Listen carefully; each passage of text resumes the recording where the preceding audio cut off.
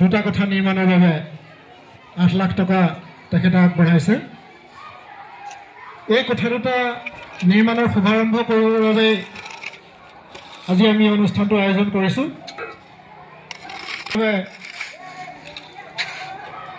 আমাৰ ইয়াতে জড়িত হৈ থকা কাৰিকৰী ব্যক্তিসকলে ইতিমধ্যে এই কাৰ্যসূচীভাগ সম্পন্ন কৰিবৰ বাবে মই মাননীয় বিধায়ক মহোদয়ক আহ্বান জনাই ৰাখিলোঁ। নাৰিকলটো সভাপতি মেনেজিং কমিটি বিদ্যালয়ৰ পৰিচালনা উন্নয়ন সমিতিৰ সভাপতি মহোদয়ক আহ্বান জনাইছোঁ। বন্তি প্ৰজ্বলনৰ পাছতে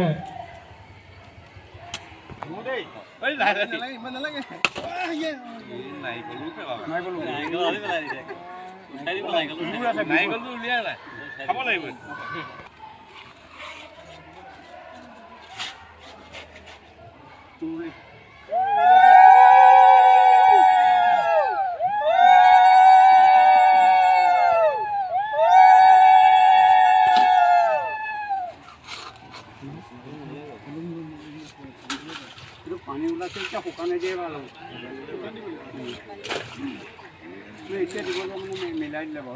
ইয়াৰ পিছতে আমাৰ মাজত উপস্থিত থকা বিদ্যালয়ৰ প্ৰাক্তন প্ৰধান শিক্ষক বৰচাক আহ্বান জনাইছোঁ। তাৰ পৰৱৰ্তী পৰ্যায়ত বিদ্যালয় পৰিচালনা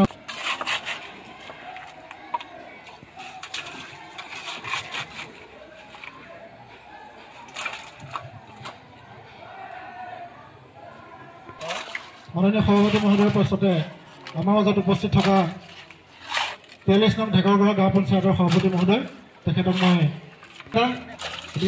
মই এই কাৰ্যসূচী ভাগত অংশগ্ৰহণ কৰিবলৈ আহ্বান জনাইছোঁ।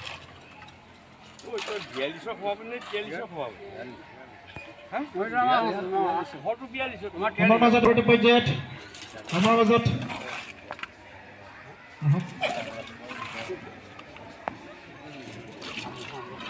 কেইবাজনো বিশিষ্ট ব্যক্তি উপস্থিত আছে।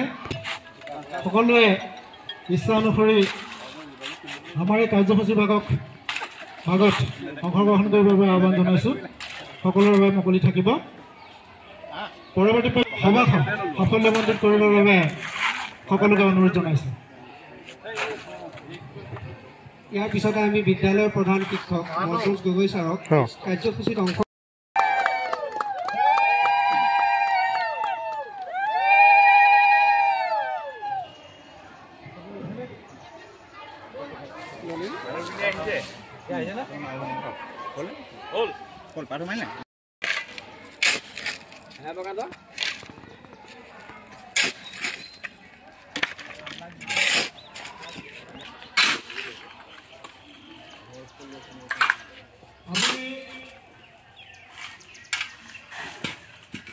বিদ্যালয় গৃহৰ লগত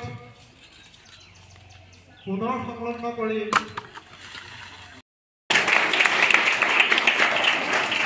ইয়াৰ পাছতে আমাৰ মাজত উপস্থিত থকা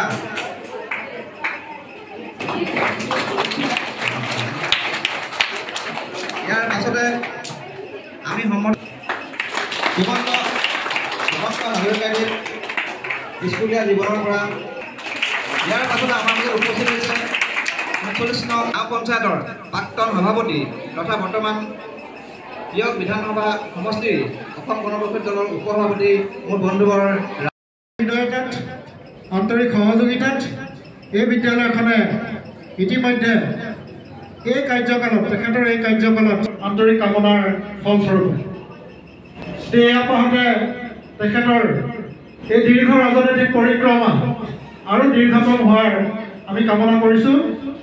ভগৱানে দীৰ্ঘায়ু কৰক, স্বাস্থ্য ভালে ৰাখক। তেখেতৰ সম্বৰ্ধনা জনাইছে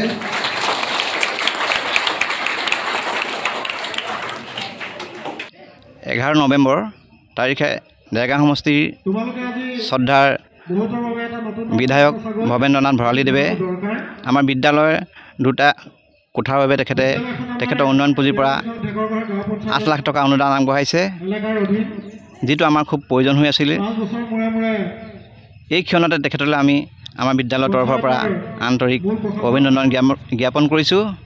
এই বিদ্যালয়ৰ বাবে তেখেতে প্ৰথম যেতিয়া বিধায়ক হৈছিলে তেতিয়া 61,062 টকাৰে আমাৰ প্ৰাথমিক বিদ্যালয়খন তেখেতে সেই সময়ত নিৰ্মাণ কৰি দিছিলে। ইতিমধ্যে সেই বিদ্যালয় আমাৰ লগত চৰকাৰে সংলগ্ন কৰি দিলে। ইয়াৰ উপৰিও তেখেতে 17 চনত আমাৰ বিদ্যালয়ৰ বাবে নিশ্চয় তোমালোকে নামটো মনত আনটাইড ফাণ্ডৰ দ্বাৰা 10 লাখ টকা দিছিলে। তেতিয়া আমি 3টা শ্ৰেণীকোঠা কোন বাৰু আমি নিৰ্মাণ কৰিছিলোঁ। এতিয়া এই 2টা কোঠা যদি আমাৰ হৈ যায় বিদ্যালয়ৰ আমাৰ শ্ৰেণীকোঠাৰ অভাৱ নহ'ব। এইখিনিতে তেখেতক আমি বিদ্যালয়ৰ তৰফৰ পৰা শুভেচ্ছা জনাইছোঁ। আৰু পৰৱৰ্তী সময়ত আমাৰ অভাৱ আছে, আমি ইয়াত জনপ্ৰতিনিধি আৰু আছে, সেই জনপ্ৰতিনিধিসকলক আমি আহ্বান জনাম যাতে আমাৰ বিশেষকৈ বাউণ্ডেৰী ৱালটো আমাক নিৰ্মাণ কৰিব পৰা হয়।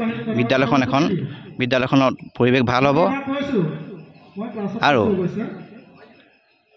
বিদ্যালয়ৰ যিটো পৰিৱেশৰ কাৰণে বাউণ্ডেৰী ৱালৰ যিটো পৰিৱেশৰ কাৰণে আমি সমস্যাত ভুগি আছোঁ সেইটো পূৰ হ'ব। বিশেষ নকওঁ, ইয়াকে কৈ মই মোৰ কিমান টকা দিছে? বৰ্তমান 8 লাখ টকা দিলে। ইয়াৰ আগত তেখেতে এইটো কাৰ্যকালত আমাক 10 লাখ টকা দিছিলে। বৰ্তমান তেওঁ আনটাইড ফাণ্ডৰ নহয়, এইটো তেখেতৰ উন্নয়ন পুঁজি আগতো আছিলে আনটাইড ফাণ্ডৰ টকা। টোটেল এতিয়া 2টা শ্ৰেণীকোঠা হ'ব। আমি আগতে 3টা কৰিলোঁ। টোটেল তেখেতে 5টা শ্ৰেণীকোঠা আমাক আধাৰশিলা যিটো কৰিলে সেইটো হয় 2টা শ্ৰেণীকোঠাৰ বাবে 2টা শ্ৰেণীকোঠা 8 লাখ টকা দিছে। 8 লাখ টকা।